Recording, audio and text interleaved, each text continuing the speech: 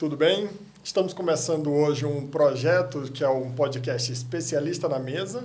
Meu nome é Tiago Cajubá e convidei meus dois grandes amigos para essa estreia, doutora Gisele Guerra, dermatologista, minha parceira na clínica, e doutor Ramiro Passalini, que é o meu parceiro nas cirurgias. Estamos juntos aí há muito tempo. Eu conheço a Gisele desde 2014. Faz um bom tempo já, né? Muito tempo, né? Nem conta essa história, não, porque senão a pessoa vai achar que a gente é velho. E o doutor Ramiro desde 2016, 2017, eu acho. Que a gente já está operando junto aí. E vamos seguir aí nessa parceria por longos anos, né? É uma amizade que a gente Com certeza. também... A gente estendeu, né, para a família. Uhum. Isso é muito legal. Parabéns pela iniciativa, pelo podcast. Espero que seja um sucesso, assim como você é na sua profissão, como você faz tudo com tanta destreza, tanta qualidade. Então, é um prazer estar com você aqui nessa estreia. Obrigado, Gi. Eu queria muito agradecer a presença de vocês, porque como é uma estreia, então são pessoas especiais, né, que tá junto a mim, tanto na parte profissional como na parte pessoal. E aí, Ramiro, me conta também como está se sentindo aí nesse primeiro dia. Fala um pouquinho. Me sinto extremamente honrado, fico muito feliz com essa sua iniciativa e tenho certeza que vai ser um sucesso. É como tudo que você faz, vai uma coisa que vai ser um foguete, isso daqui para cima. Obrigado. E aí, vamos começar já com uma pergunta polêmica? Vamos lá. Vamos lá. Coloca na mesa aí, então, pra gente. Gisele, fala comigo sobre seus pacientes, o que eles buscam mais. A gente observa na rua, em todo lugar que a gente vai, que tem muita harmonização facial. A gente olha, os pacientes assim estão com o rosto meio estigmatizado, meio cara de boneco. Me fala sobre isso, sobre essa padronização da beleza, se é muito comum no consultório eles quererem um padrão, o que acontece com o perfil do seu paciente?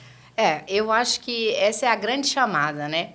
A gente está num momento em que as pessoas conseguiram olhar a estética de um jeito diferente. Então, hoje a gente sempre faz uma grande pergunta: será possível fazer qualquer tipo de procedimento estético ou cirúrgico, unindo as duas coisas que nós fazemos, né?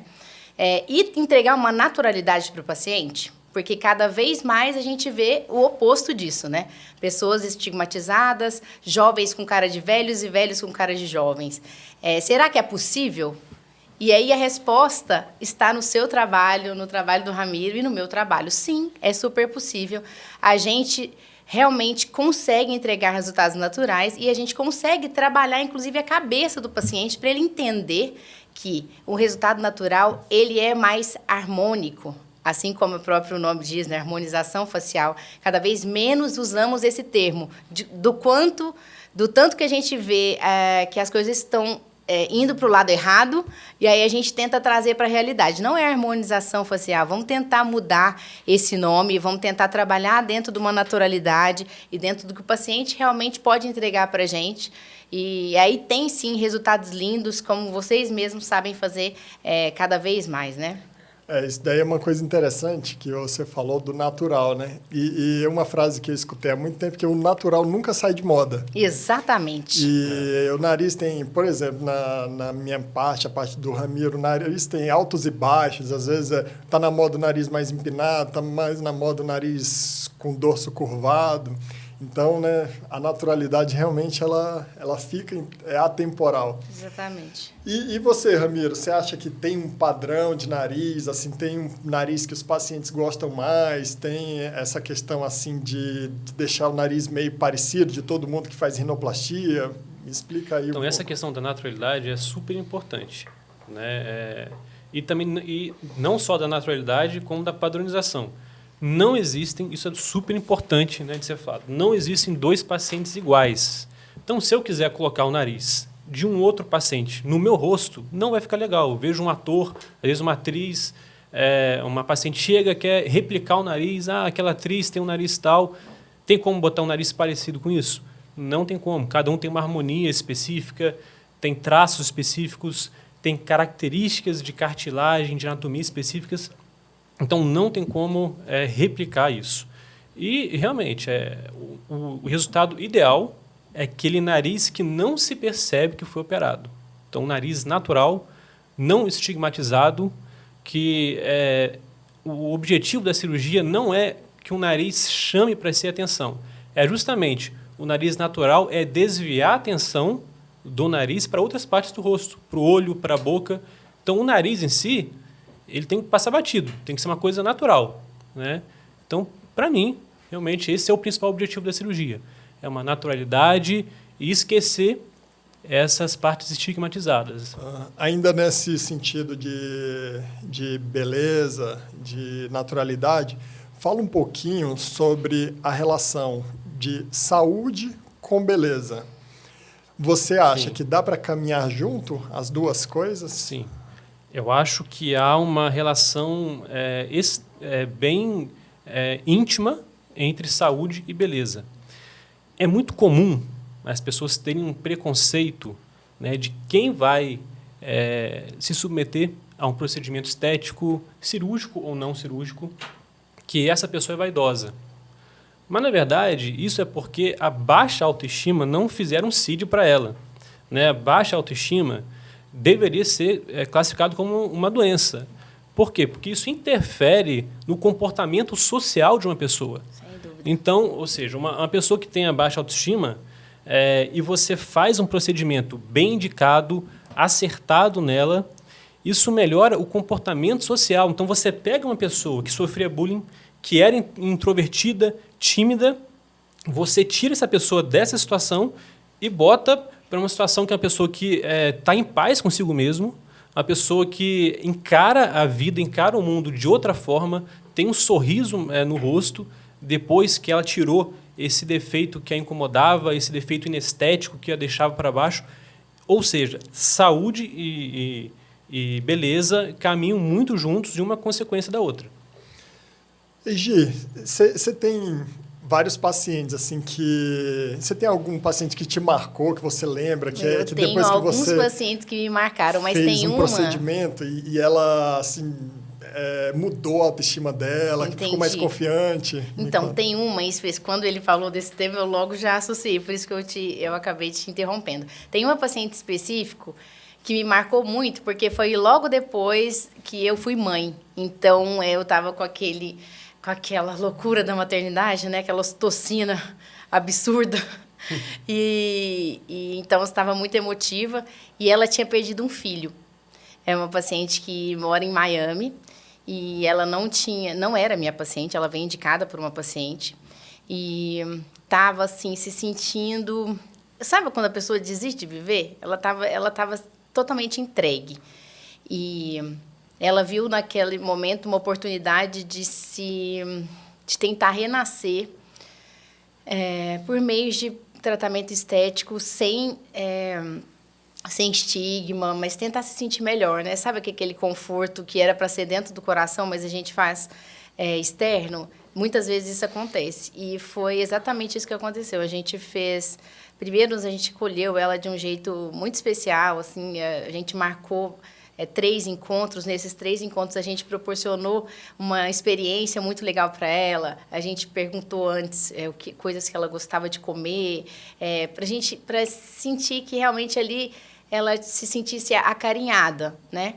Isso foi um começo. E depois, durante todo esse processo de, entre aspas, mudança e rejuvenescimento, porque ela realmente envelheceu muito por conta desse processo que aconteceu, ela realmente, quando ela se olhou no espelho, ela chorou de felicidade. E ela realmente se sentiu... Ela manda mensagem, ela ainda não voltou ao Brasil, mas ela sempre fala...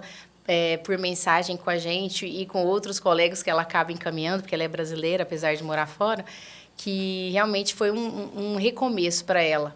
Óbvio que a dor dela ainda existe, né? Mas é um acalento, né? É uma tentativa de começar de novo.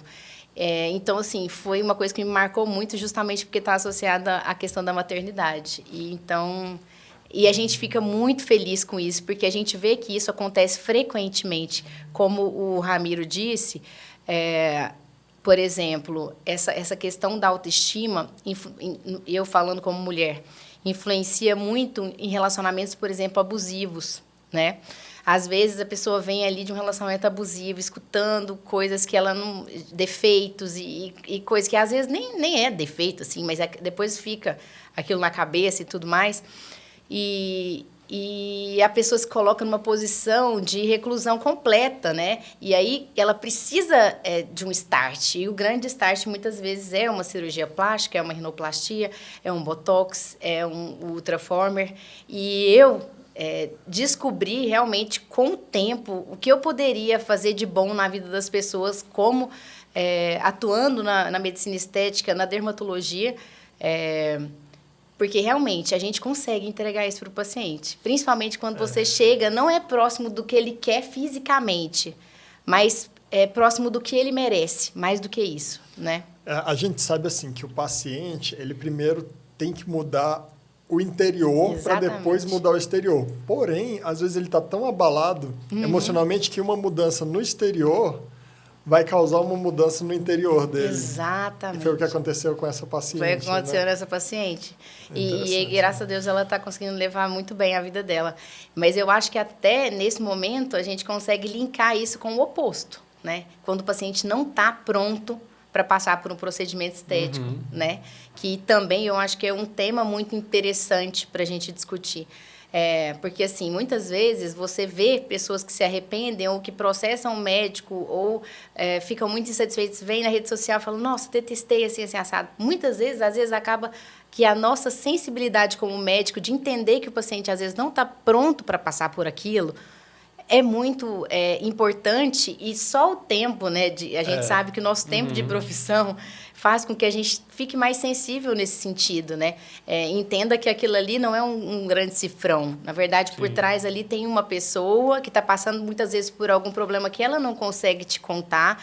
E com o tempo, com a convivência, com o elo de ligação que você cria com esse paciente, você consegue cada vez mais atingir realmente o que precisa ser atingido, que não é só a questão estética, e sim o interior da pessoa, né? Porque é o que eu falo, muitas vezes a pessoa não está pronta. Já aconteceu isso contigo? Sim. Já aconteceu? Sim. De vir um paciente e era um paciente maravilhosa para você operar, mas você observa que ela está num momento frágil, sensível. Com depressão, com depressão, às vezes, e que o resultado...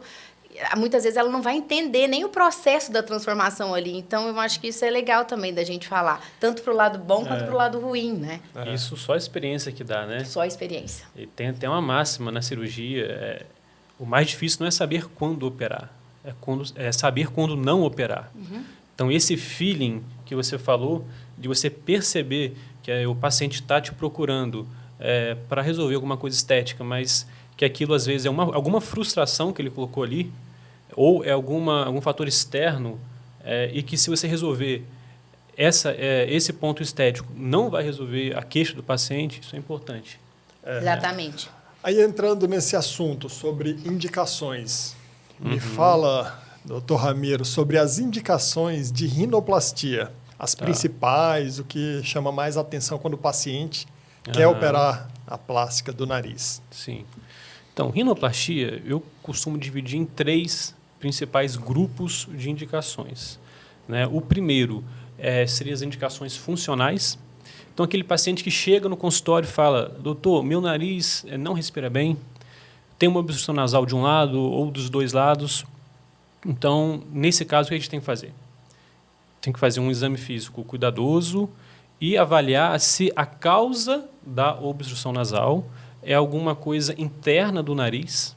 Aí pode ser um desvio de septo, pode ser uma hipertrofia de cornetos, que o pessoal chama de carne esponjosa, pode ser até uma rinite. Então, são várias causas internas que podem causar essa obstrução nasal. Mas, às vezes, essa obstrução nasal pode estar relacionada com a forma externa do nariz. Então, pacientes com insuficiência de válvula nasal, ou uma ponta caída, ou uma laterorrenia, são causas em que a forma do nariz está alterando essa questão da respiração. Nesses casos, a rinoplastia ela é bem indicada com uma indicação funcional, né, para a pessoa respirar bem. Então, a pessoa ganha dos dois lados. Ganha o benefício funcional e ganha o benefício estético. A segunda causa seria uma causa mais reconstrutiva, o segundo grupo. Pacientes que, por exemplo, tiveram um trauma nasal, né? Tiveram uma batida de frente ou do lado, então você faz essa reconstrução. E a terceira causa, que seguramente é a mais comum no consultório, é a causa estética, né? Então, e essa causa, além de ser a principal, ela se inicia dentro do paciente.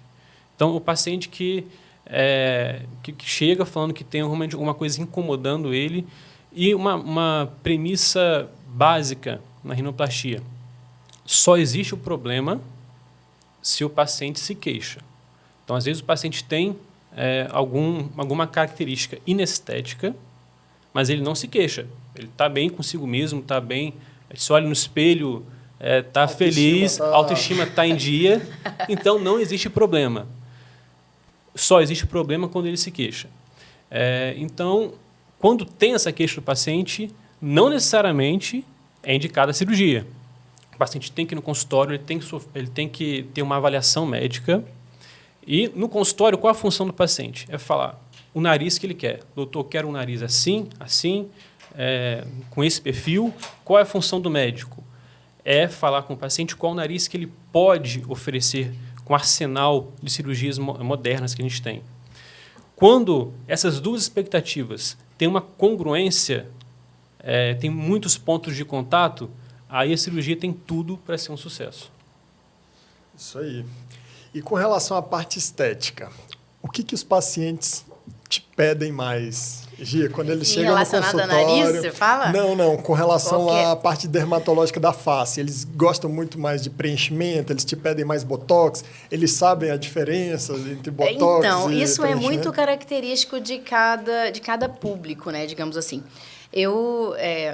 A gente sabe também que com o tempo de consultório, a gente acaba ficando mais nichado. Nichado quer dizer, você vai atraindo pacientes muito parecidos com você, com o mesmo perfil. E como dá para vocês observarem, eu não sou uma pessoa muito mexida, né? Não gosto muito de grandes transformações. Eu acredito muito que o envelhecimento ele é algo natural e que precisa ser aceitado, entre aspas, né? A gente pode envelhecer bem, a gente tem que honrar os anos de vida que a gente ganha, né? Que eu acho super importante a gente ter esse link, né? Gente, estou envelhecendo, estou tendo a oportunidade de viver e vou envelhecer bem. Mas... não necessariamente para isso eu preciso ficar caricato ou com cara de 20 anos, né? O grande assim, produto, eu acredito que seja o Botox, que todo mundo merece Botox, né? Então, mas você sabe que tem paciente que acha que Botox é preenchimento é Botox? Na verdade, em geral, quando o paciente vem, a primeira coisa que ele pensa é em paralisar as rugas estáticas, que seria o Botox, né? Então, quando eu faço mímica facial, eu paraliso. Mas por quê? Porque ele realmente normalmente, a primeira coisa que começa a atrapalhar, digamos assim, né? Você visualiza ali uma ruguinha, você fala, depois dos 25... Normalmente, 24, 25 anos, a pessoa já começa a procurar. E um segundo momento, o que você observa, digamos, cronologicamente, seria as olheiras, né? Que é a absorção do coxim gorduroso embaixo do olho, né? Na linha, no naso jugal aqui, que é essa aqui mais internazinha. E aí, depois, o processo de envelhecimento normal, flacidez, né? Que vai surgindo com o tempo, desidratação da pele, então as rugas vão ficando estáticas. E aí, isso é recorrentemente. Mas, sem dúvida, eu acho que a toxina botulínica é o principal carro-chefe de qualquer lugar, porque as pessoas começam sempre com o Botox. E aí, às vezes, elas não sabendo das outras tecnologias que estão aí a gente orienta e fala, talvez seria melhor a gente fazer esse caminho. Porque, é o que eu falo, homem, em geral, não gosta de ficar com a testa muito enrijecida e, às vezes, a pessoa trabalha com alguma coisa que ela não pode ficar com aquela mímica facial muito... Então, assim, a gente tem hoje uma gama muito grande de tecnologias, não só de lasers, mas até dos próprios produtos que a gente aplica para conseguir entregar resultados cada vez mais naturais. É até surpreendente a gente ver cada vez mais pessoas menos naturais, porque isso vai na contramão do que está acontecendo no mundo inteiro. Os Estados Unidos já passaram por isso, né? De ver as pessoas artificiais. E a gente está vivendo esse momento agora. Mas provavelmente pela banalização da harmonização facial. Eu acredito que seja esse o motivo. Mas eu acredito que o Botox ainda seja o carro-chefe. E que as pessoas têm menos medo, digamos assim, também. Porque preenchimento hoje é sinônimo de medo. Porque as pessoas não querem mais ficar caricatas. Pelo menos os meus clientes hoje, eles não querem ficar caricatos. Eles vêm pela naturalidade. E acreditando muito no nosso trabalho também. Porque é isso, né? O tempo de experiência vai te trazendo esse know-how de cada vez um vir pelo outro e um vir pelo outro. E é bem interessante que você vai tendo pacientes cada vez mais padronizados, mais parecidos com o seu perfil mesmo. Vamos entrar nessa linha entre o preenchimento e a cirurgia. Eu queria que você explicasse para os pacientes, principalmente, sobre a diferença da rinomodelação com a rinoplastia. Tá tendo uma onda muito grande dos pacientes fazerem rinomodelação e depois partirem para a rinoplastia. Explica um pouquinho a diferença e depois eu vou perguntar para o Ramiro. Na verdade, eu acho que esse a gente pode compartilhar juntos aqui. Se vocês quiserem, podem até me cortar, porque realmente eu acho que é um tema muito polêmico, digamos assim. Porque o que a gente vê é um excesso de rinomodelação quando o paciente precisa mesmo de rinoplastia. É óbvio que as duas coisas não competem. Tá? Eu não acho que compete. Eu acho que uma coisa pode até, inclusive, somar a outra. Muitas vezes, tem colegas que fazem rinoplastia que me mandam o paciente para fazer algum reparozinho do pós-operatório. E tem paciente realmente que só quer um detalhezinho, levantar um pouco a ponta, já tem a asa nasal mais fechadinha, não tem uma giba muito grande, né, que seria esse dorso aqui muito alto, o nariz já é delicado, é um caso que dá para fazer uma rinomodelação. Mas, normalmente, eu sempre falo, ponta mole, o paciente fala, pega na ponta do seu nariz, a ponta do seu nariz é mole, quando você sorri, a ponta cai, não tem columela show, ou seja, não mostra essa lateral do nariz, e você tem uma giba pequenininha, esse é um ótimo caso para rinomodelação. Agora, quando a giba é muito grande, o seu nariz já é grande, você já tem o nariz largo, a rinomodelação não vai ser um sucesso. Por quê? Porque quando você vai usar um produto, uma quantidade muito grande de produto, o seu nariz vai ficar desproporcional no seu rosto. Tudo bem, você pode conseguir o dorso reto, a ponta alta, mas às custas de outros defeitos, além de riscos, que é o mais importante. Fala um pouquinho sobre essa parte dos riscos.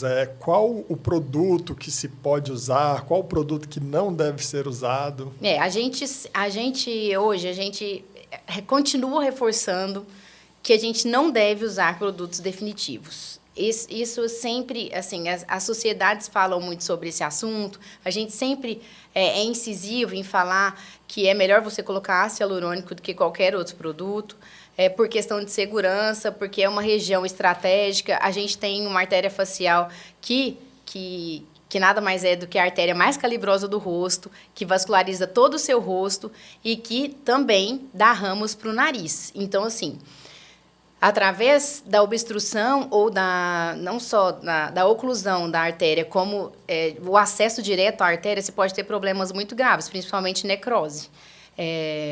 Fora outros, né? Mas necrose é uma coisa que a gente vê recorrentemente. Mas é muito comum você ver. Por quê? Porque a pessoa coloca uma quantidade absurda de produto numa região onde passa vaso e aí acaba que não chega a vascularização onde precisa, então não chega a oxigenação, necessariamente começa a ter necrose. E outro caso muito comum é quando você superficializa muito e, por exemplo, no pós-operatório de rino, isso acaba sendo bem comum. Por exemplo, eu vou usar agulha e esse nariz acabou de ser feito, ou seja, você mudou, principalmente uma cirurgia aberta, vocês vão falar disso melhor que eu, você altera, entre aspas, a vascularização, né? Por quê? Porque você rebate o nariz e depois você coloca todo o tecido em cima de volta, então, como é que fala? Por contiguidade, ele volta a vascularizar, né? Então, assim, é importante a pessoa ter esse entendimento, porque se você superficializar e colocar uma quantidade de produto num pós-imediato, você corre risco de, naquela região, você fazer uma necrose. Uma isquemia, né? Isquemia, porque você está em processo de recuperação, né? E quando você usa um produto que é definitivo, que não absorve, Aí você está lascado. Aí você causa esses grandes problemas que de vez em quando a gente vê na mídia. Exatamente. Porque quando você faz um preenchimento com um produto reversível, adequado, né? Absorvível, você tem a oportunidade de você tem a oportunidade. usar a hialuronidase, né? E outra coisa, você consegue ver isso, né? Porque assim, esses dias mesmo, uma paciente me mostrou, eu estava dando aula no workshop, e uma paciente falou assim, eu fiz uma rinomodulação uma vez, e meu nariz ficou assim, e me mostrou a foto.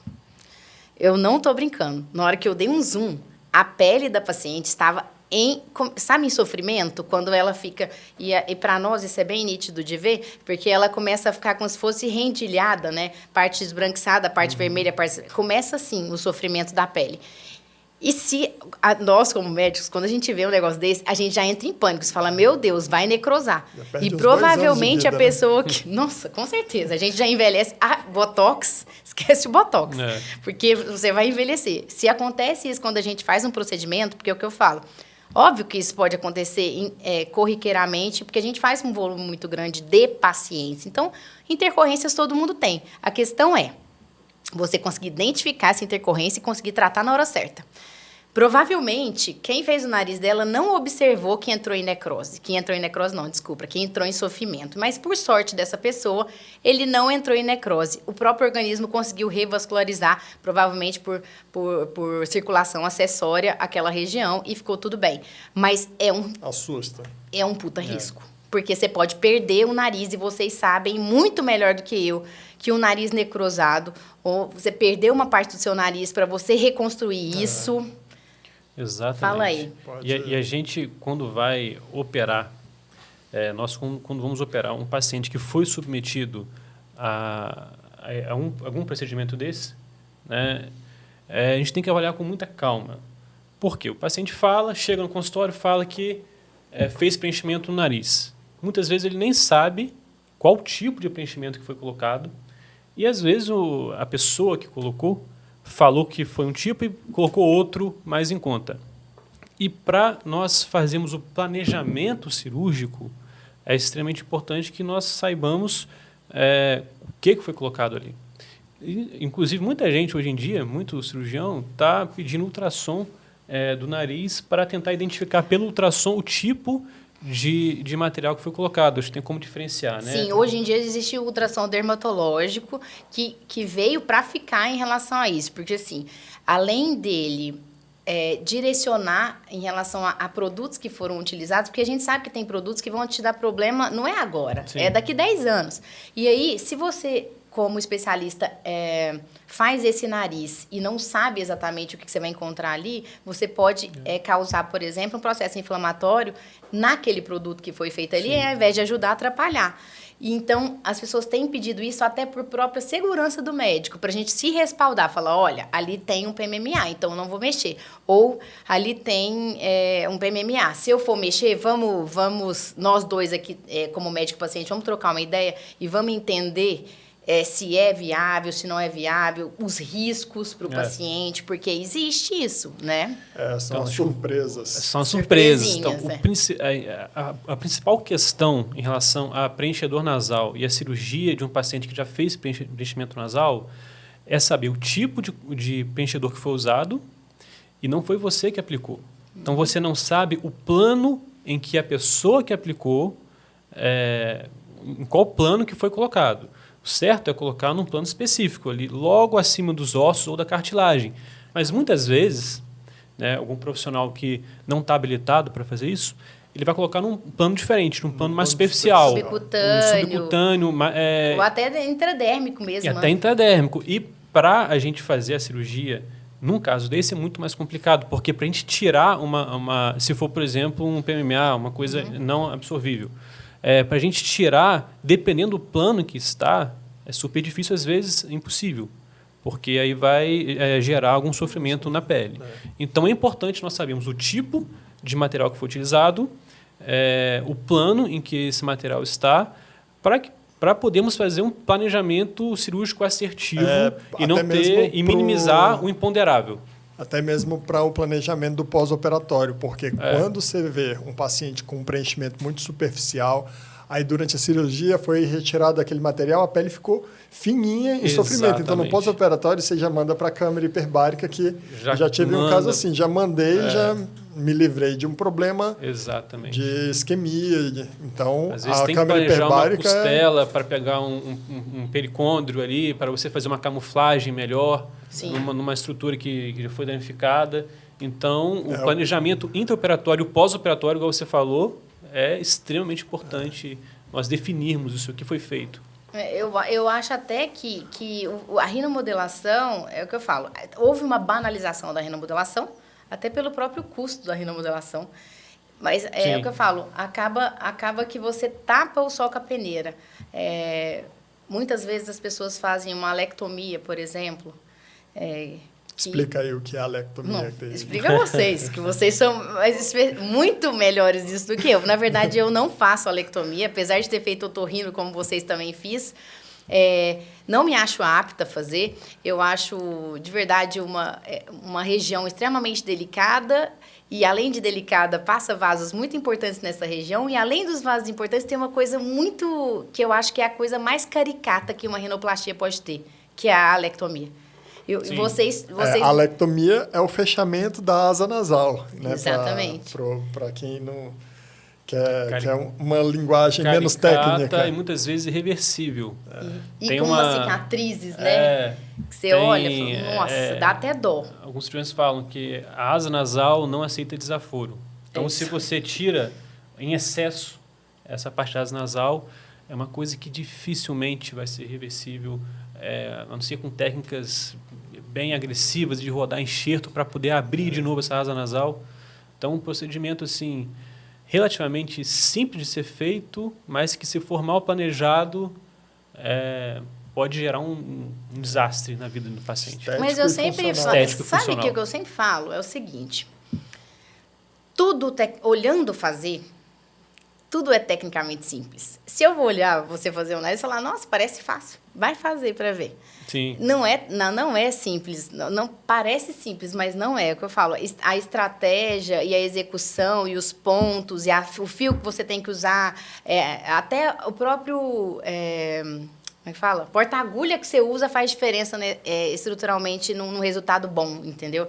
E é o que eu falo, parece coisa de velho falar isso.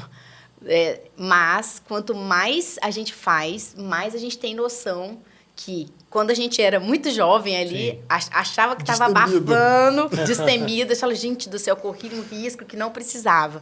Por exemplo, hoje eu não faço de jeito nenhum rinomodelação sem cânula. Eu só faço com cânula. Não faz sentido eu correr risco, entendeu? Se eu sei trabalhar com a cânula, e eu também, como disse para vocês, eu tento fazer cada vez menos, no sentido assim, a gente faz em pacientes específicos e que realmente não precisaria de uma rinoplastia, senão eu encaminho o paciente, ele volta da rinoplastia feliz da vida, com uma coisa mais definitiva, com uma coisa mais resolutiva, que muitas vezes o paciente nem respira bem, né? Sim. Então, tudo que tem que ser planejado e tem que ser também bem indicado. A gente tem que saber onde a gente se mete, para a gente não meter em fria, né? Sim. E Botox? Fala um pouquinho de complicação com Botox. Apesar de não, você sabe que Botox é uma coisa que tem menos complicação, mas a coisa chata do Botox é que, apesar dele ter um tempo de ação, ele demora um pouco para sair, né? E, em teoria, a gente conseguiria diminuir o efeito dele com ultrassom microfocado, com radiofrequência, com até anti-inflamatório, mas a gente sabe que ele tem aquele tempo de duração ali e meio que inevitável, a gente não vai conseguir reverter ele 100%. Seria uma assimetria, o paciente não fica é nenhuma torto, a cara torta. Não, normalmente você pode fazer pitose completa de pálpebra, pitose parcial de pálpebra, pode fazer sorriso reto, que é quando a gente coloca o Botox muito baixo, isso aí muita gente tem, e a pessoa nem percebe que é pelo Botox, mas fala assim, nossa, eu fiz Botox, eu não gostei do resultado do Botox me deixou com um sorriso reto. porque acabou pegando os músculos laterais, que são músculos responsáveis pelo sorriso. Então, quando você vai fazer orbicular do olho, você tem que tomar cuidado com isso. Quando você vai fazer pontos que a gente chama de pontos avançados, que são pontos de arqueamento de sobrancelha, você pode fazer pitose. A simetria é mais fácil você corrigir. Agora, pitose, que é quando você faz uma queda completa, é aquela coisa mais morosa, que você vai precisar fazer radiofrequência, vai precisar ultrassom microfocado, vai tentar lançar a mão de estruturas para fazer. É raríssimo acontecer, mas pode acontecer, principalmente quando você usa produto mais denso não, mais concentrado em regiões estratégicas, mas é raro, é bem raro. Normalmente a gente usa botox no nariz para fazer músculo nasal e para fazer ponta de nariz, quando você tem aquele sorriso que o nariz vai para lá dentro da boca, aí a gente usa, mas assim, digamos que não faz um efeito maravilhoso, não. É um efeito meia boca, digamos assim. Normalmente você precisa... Literalmente meia boca. Literalmente meia boca. A gente tem que ser muito realista. Eu acho que eu trabalho muito com isso com meus pacientes. Assim, uma vez uma paciente minha mandou assim, vai melhorar assim, assim, assado? Eu, não. Ela mandou, eu amo a sua franqueza, porque ela adoraria que eu falasse sim. Mas, assim... Sinceridade total, né? A gente precisa ser sincero, porque, assim, você vai entregar a verdade e, assim, o paciente não vai se sentir enganado, porque é importante isso, não é verdade? Você vai lá na loja de roupa e aí, por exemplo, não tem espelho. Ela fala, nossa, tá maravilhoso, tá maravilhoso. Você chega na sua casa, coloca a roupa com uma marmota, a pessoa vai falar, gente, mas por que ela fez isso comigo? Nunca mais vou voltar lá. Então, assim, isso vale também para o que a gente faz, né? Apesar de, eu acho que a medicina não foge das outras coisas, principalmente associada à estética, né? A gente tem que entregar a verdade, a gente tem que estar ali tete a tete com o paciente. Uma vez a gente teve essa conversa, eu falei, qual que você acha que é o seu diferencial? Perguntei para ele. E ele falou, meu pós-operatório é um diferencial absurdo. Porque as meninas estão sempre ali, eu também respondo sempre o paciente, a gente está sempre na retaguarda, e eu acho que é isso, né? Além de cativar o paciente naquele momento ali, você tem que estar com ele. Tem que ter um pós-venda. Um pós-venda. É tipo um pós-venda. No meu caso, é um eterno pós-venda, porque o envelhecimento, ele é contínuo. Eu falo, a rinoplastia tem um lado que você fez o nariz, ficou maravilhoso. Tchau, benção, muito obrigada. Isso é interessante, porque um bom resultado não é sinônimo de satisfação. Não é. Então, você pode ter operado um nariz ou feito um procedimento estético. Ficou ótimo o resultado. Mas se você não tem uma boa relação com o paciente, se você não responde ao paciente, se o paciente tem dúvidas, te demanda, e você é um médico estrela que não é acessível, exatamente, mesmo tendo ficado bom,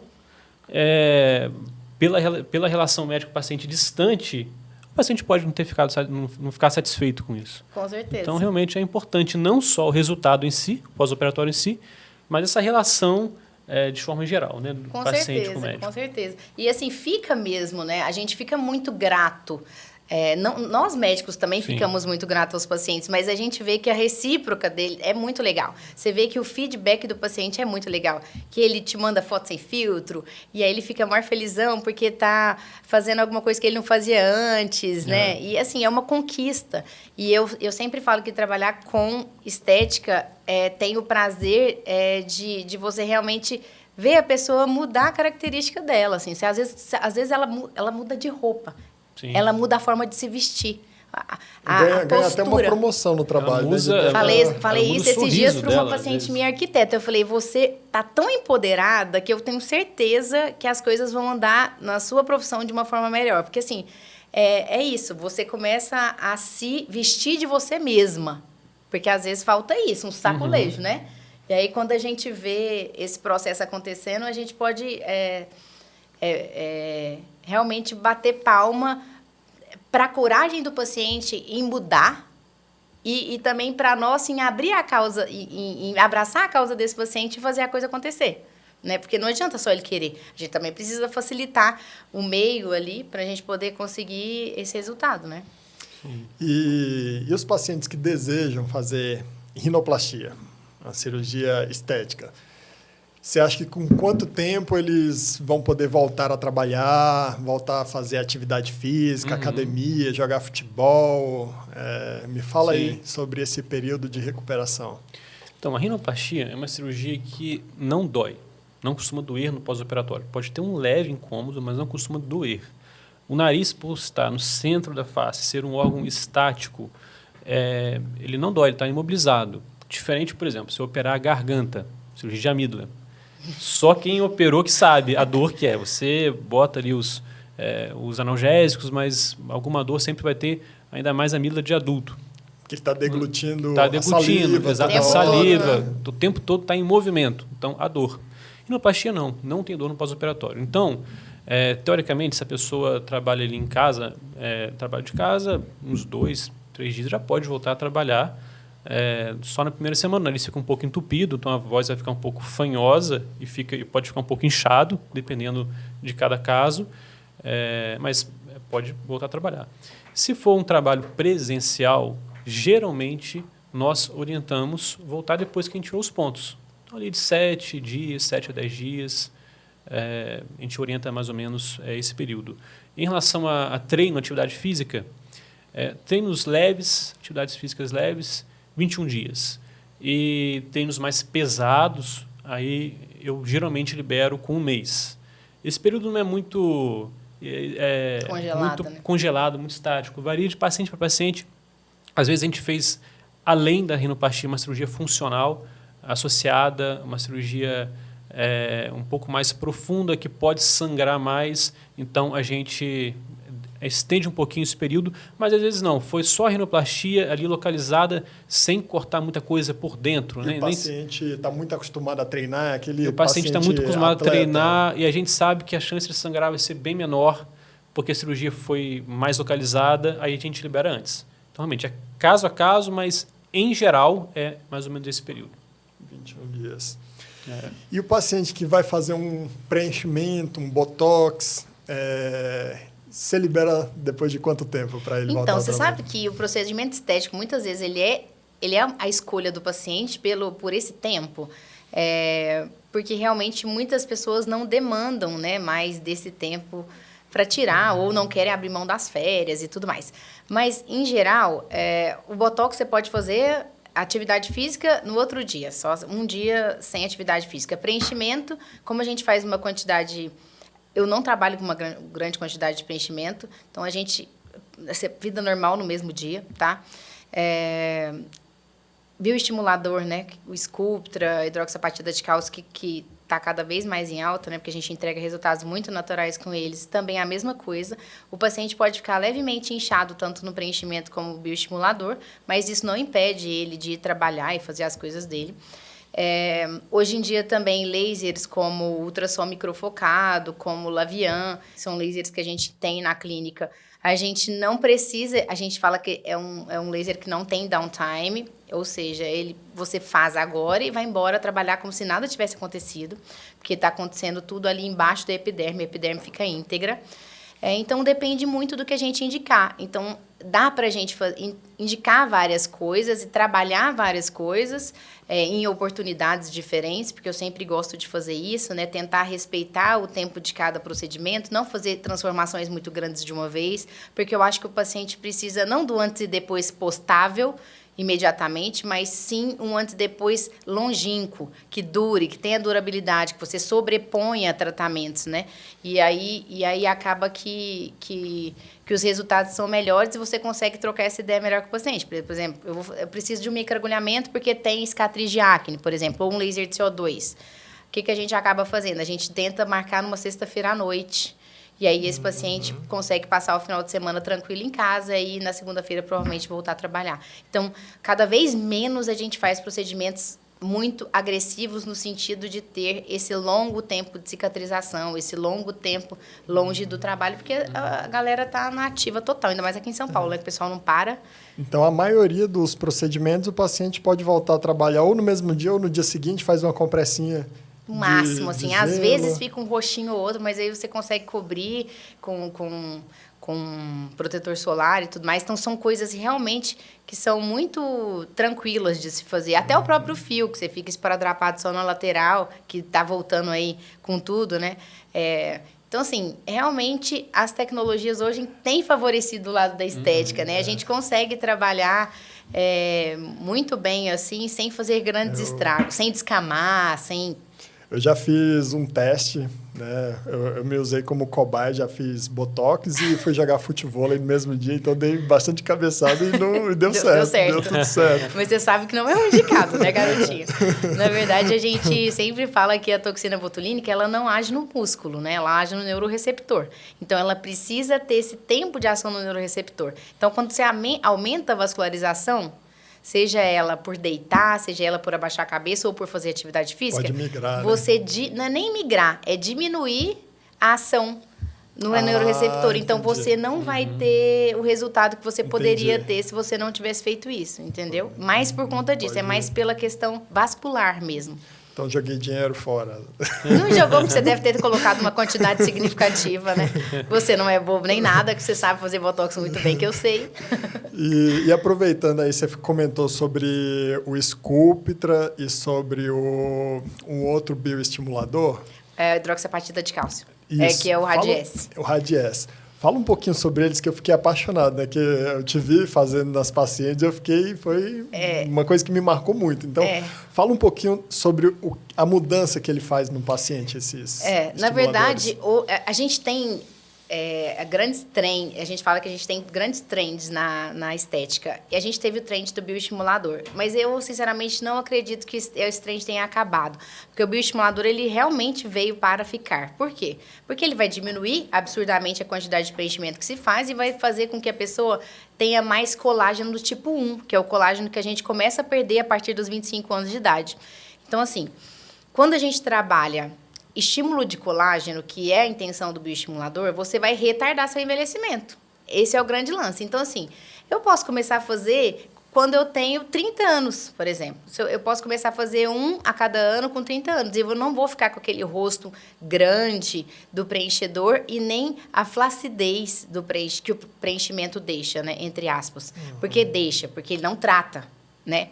Já o Sculptra, o Radiesse, eles tratam flacidez através de colágeno tipo 1. Então, assim, ele realmente faz com que a gente traga rejuvenescimento e, além disso, ele faz com que você evite o envelhecimento. Então, é pro-aging, né? Que a gente fala hoje mais de pro-aging do que rejuvenation, né?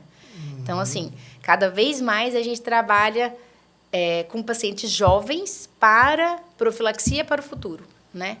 E o bioestimulador, ele veio para isso. E em regiões do rosto, ele faz, assim, realmente um grande milagre, entre aspas. Ele faz um efeito lifting maravilhoso. Você chegou a ver. E fica natural. Fica muito natural. E outra, não precisa ser feito em grande volume. Você pode fazer devagar, ponderadamente.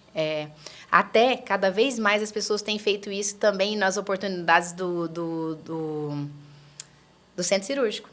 Isso é uma coisa que os cirurgiões plásticos cada vez mais estão fazendo isso. Eles fazem, por exemplo, uma blefaroplastia e aí, na mesma oportunidade, ele faz um laser de CO2. Porque aí ele melhora a qualidade da pele e aí ele vai entregar, entre aspas, um resultado muito mais interessante. A blefaroplastia laser. Não é, mas né? Não é, mas faz o laser... Poderia ser, né? Poderia ser. Então, assim, a gente tem usado com inteligência esses bioestimuladores corporais também.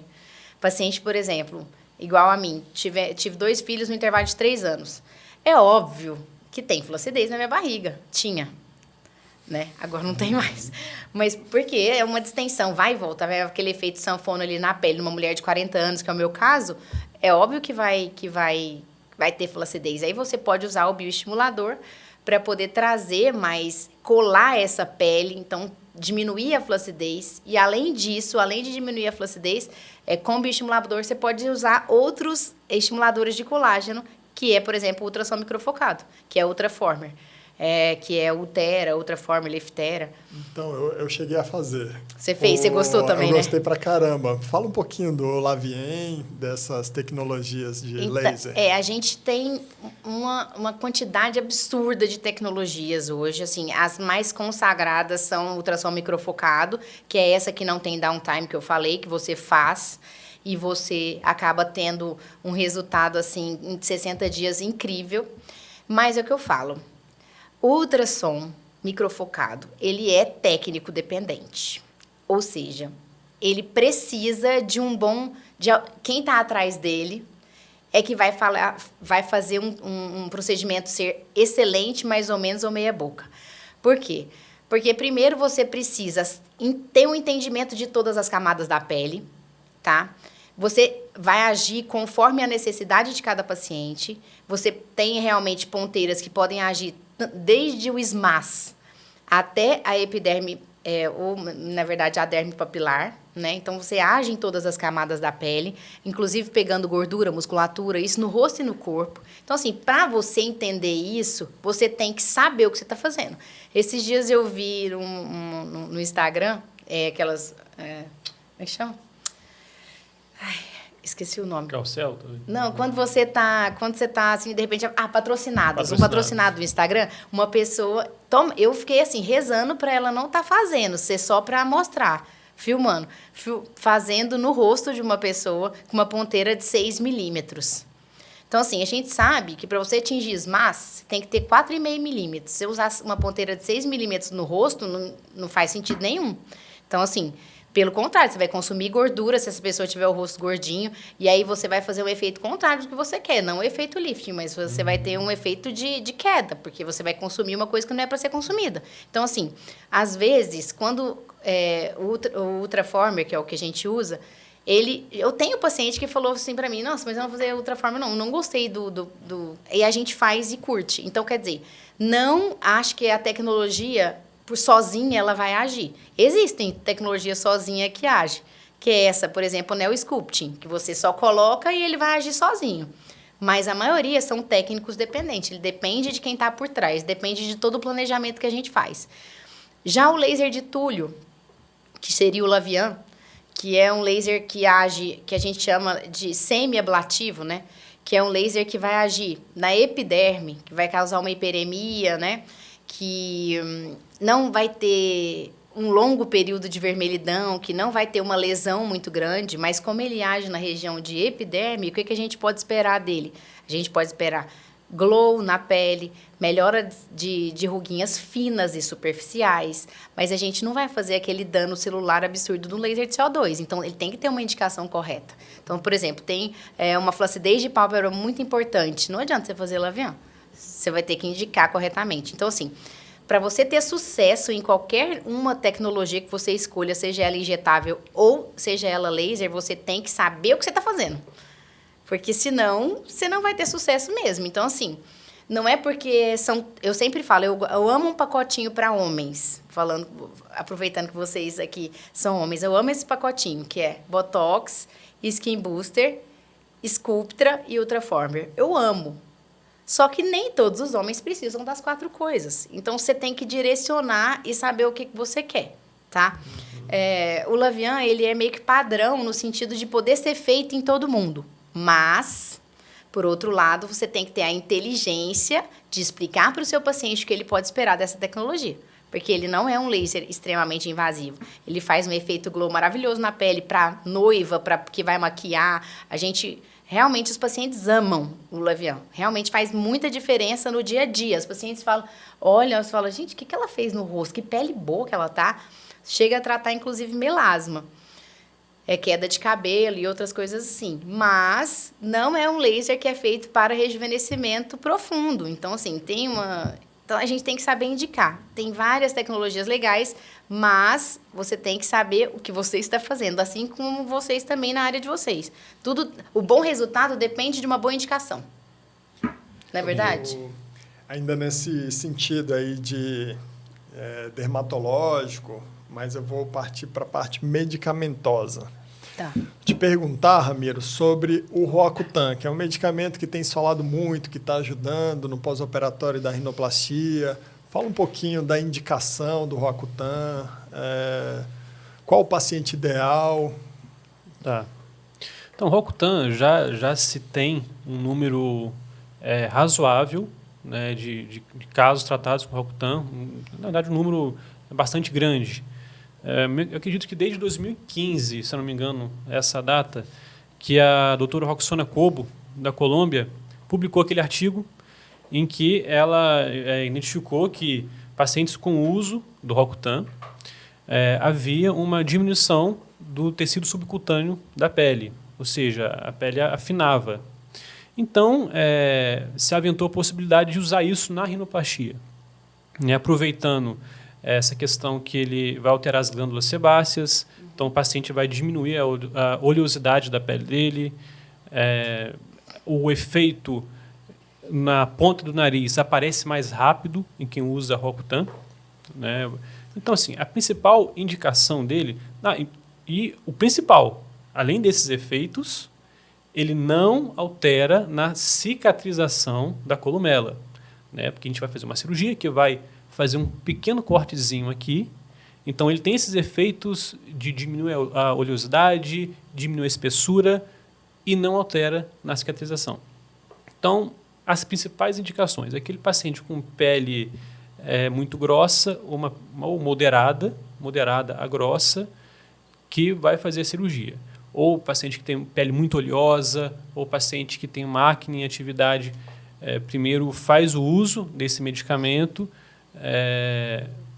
opera, e depois a gente faz também um período que pode variar de 2 a 6 meses, mais ou menos, dependendo de cada caso, para realmente é uma coisa que veio para somar, né, ao procedimento cirúrgico. O resultado ele aparece mais rápido nesses pacientes.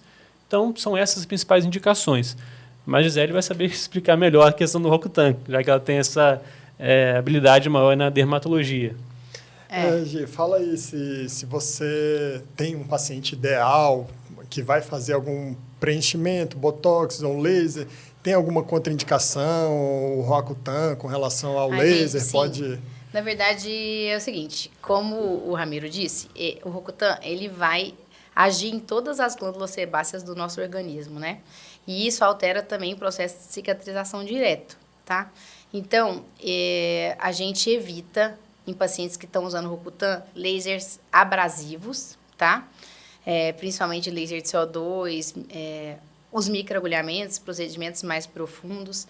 Então, tem algumas coisas que a gente evita de fazer quando o paciente está em uso de Roacutan, por segurança mesmo. Porque, na verdade, eu entendo o uso de Roacutan na rinoplastia.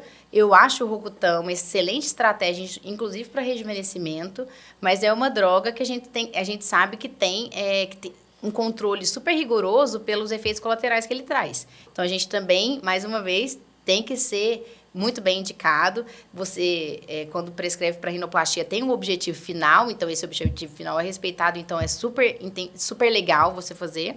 E eu também acho que o Roacutan, quando a gente usa, por exemplo, para rejuvenescimento, a gente usa uma quantidade muito menor, né, uma dose muito mais baixa, e funciona muito bem. Muitas vezes o paciente pode fazer até com recorrência esse uso de Roacutan.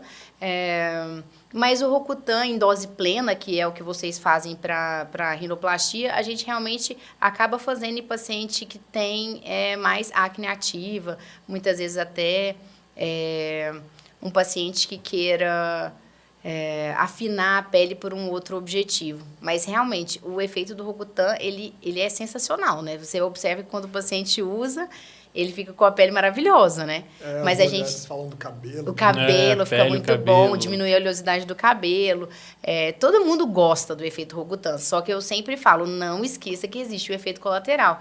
Eu tenho uma paciente, ela até de Americana, há muitos anos atrás, ela usou Roacutan e ela veio passar comigo para as complicações do Roacutan. Ela começou a usar Roacutan, ela tinha 14 anos, ela estava em período de desenvolvimento e crescimento.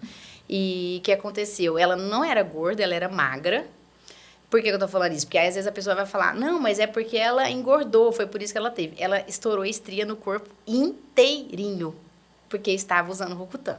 Então, assim, não é porque estava usando Roacutan, por conta das condições que o Roacutan deixa a pele, e ela teve um estirão de crescimento, ela teve estria no corpo todo. E ela ainda teve um outro efeito colateral do Roacutan, que é raro, mas também pode acontecer, que é a diminuição da salivação, das lágrimas, das lágrimas do olho e também da região vaginal. Então, ela era jovem, tinha 18, 19 anos, e ela, para ter relação, ela precisava usar lubrificante. Então, quer dizer, a gente tem que lembrar isso para o paciente e tem que falar isso para ele, porque, às vezes, os fins não justificam os meios. Então, a gente tem que sempre colocar isso na mesa também, que eu acho que é importante. Ramiro, tem muitos pacientes que desejam operar rinoplastia, porém tem muito medo. Medo principalmente do tampão nasal. E o que você tem a falar sobre isso? Atualmente a gente não utiliza mais o tampão nasal. Ele era utilizado bem no passado. Pacientes que, na verdade, algumas cirurgias que nem eram feitas com vídeo, eram feitas no olho. Então, você fazia ali a cirurgia da carne esponjosa, por exemplo, a turbinectomia. Tirava ali no olho com a tesoura a carne esponjosa, a chance de sangramento intraoperatória e pós-operatória era muito grande, e utilizava-se ali um tampão nasal para evitar isso. Hoje em dia, nós fazemos a cirurgia da rinoplastia, a cirurgia funcional associada, e nessa cirurgia funcional nós utilizamos o vídeo, né? Então nós vemos diretamente o que a gente está ressecando, a gente vê diretamente o local que é para cauterizar, para evitar o sangramento. Então nós não utilizamos tampão de rotina, nem me lembro da última vez que eu utilizei o tampão. O que às vezes nós colocamos no nariz é uma coisa chamada splint nasal. O que é o splint nasal? São 2 plásticos moles, flexíveis, que a gente coloca dentro do nariz, em alguns casos, justamente para evitar o espaço morto. Então, como a gente tirou uma parte do septo nasal que estava desviada, né, que estava causando uma obstrução nasal, a gente unindo aquilo ali, em alguns casos que tem uma instabilidade, a gente coloca esse splint nasal e com uma semana, quando a gente for tirar os pontos do nariz, a gente tira também o splint nasal. Mas realmente tampão não é mais utilizado. E você, Gi, tem algum procedimento que o paciente fica com medo, que dói, que... Vários. Na verdade, em geral, quando as pessoas têm sanidade mental... Tô brincando. Tem juízo, né? Tem juízo. Então, que eu fico falando o seguinte... Vocês fazem um procedimento que, queira ou não queira, o paciente está sedado. Aí ele se preocupa com o pós. A gente não, a gente faz o paciente acordado. A gente anestesia... Quando precisa fazer bloqueio anestésico, a gente faz. Quando faz anestesia tópica, também se faz. Mas, ainda assim, tem alguns procedimentos que você vai sentir alguma coisa assim. E outra, limiar de dor é uma coisa inquestionável. Cada um com seu limiar. As pessoas ficam me brincando porque eu faço o procedimento em mim mesmo olhando no espelho. Por exemplo, Sculptra, essas coisas eu consigo fazer em mim mesma. E as pessoas ficam chocadas. Gente, mas dói muito. Eu não sinto dor, de verdade. E eu não acho que dói muito. Eu acho que arde quando você injeta o produto, mas é um ardor muito suportável e eu consigo fazer em mim tranquilo. Então, assim, isso é muito de paciente para paciente. E normalmente, porque os pacientes têm mais medo, são procedimentos injetáveis. Que vai cânula, fio, o pessoal tem muito medo, mas é porque realmente o pós do fio é meio chato. Mas dependendo da indicação, vale. O sofrimentinho. O que eu acho, assim, você vai responder melhor, mas eu acho que boca dói um absurdo. Boca né? dói muito, mas boca tem como você fazer bloqueio, porque tem coisas que você não consegue bloquear o rosto todo. Por exemplo, o Sculptra, você não consegue bloquear o rosto todo, mas já a boca você consegue bloquear a boca toda. Tem o lado bom e o lado ruim de você bloquear a boca. O lado bom é que o paciente não vai sentir nada. O lado ruim é que você lembra de uma boca quando você vai no dentista, né? Você perde um pouco da noção de como é a boca. Você acha então, que ela tá 3 vezes maior, né? Quando você faz boca com cânula, não é tanto problema, mas quando você faz uma agulha, que é uma coisa mais minimalista, mais delicadinha, aí você acaba tirando um pouco da noção real do que é a boca. Mas pra gente que tem experiência, tanto faz. Mas, sim, você tem razão. É um procedimento dolidinho, sim. Botox é impressionante, assim, eu sinto, quando eu vou fazer em mim, aqui eu não sinto nada. E os pacientes já sentem dor na lateral. Nessa região, varia, né? Varia muito. Mas é sempre bom, é o que eu falo, quando a gente faz o procedimento na gente mesmo, a gente consegue ter noção onde dói mais e acaba fazendo ficar um pouco menos dolorido no processo, sabe? Mas é o que eu falo, tem gente que minha mãe, por exemplo, se deixar, eu faço só a metade do rosto dela, a outra metade ela quer sair correndo. E isso, seja qualquer for o procedimento, seja quase nada dolorido, porque ela é muito sensível à dor. Então, depende muito de pessoa para pessoa, Mas de aquele verdade. anestésico é top, né? Anestésico tópico é muito top. Ele é tópico. Muito potente, né? Tópico é top. Ele é bem potente. Ele é bem potente e tem que ser usado... muito. É que eu falo, você pode até ter uma sensação de queda de pressão, porque realmente ele é bem potente e a gente sabe que a pele é um ótimo veículo de absorção, né? Muitas medicações você aplica na pele, então ele absorve muito bem. E então, até com os procedimentos, a gente tem que ter esse cuidado também, né? E agora, vamos partir para as considerações finais. Me conta aí, Dr. Ramiro, para quem deseja fazer uma rinoplastia, o que você passa, dica para o paciente, assim, sobre ele, o que ele deve perguntar para o médico, o que você costuma falar para tirar o medo dele. Então, é aquilo que eu tinha falado no começo. Quando o paciente chega com uma queixa estética na consulta, a função dele é falar o que incomoda ele.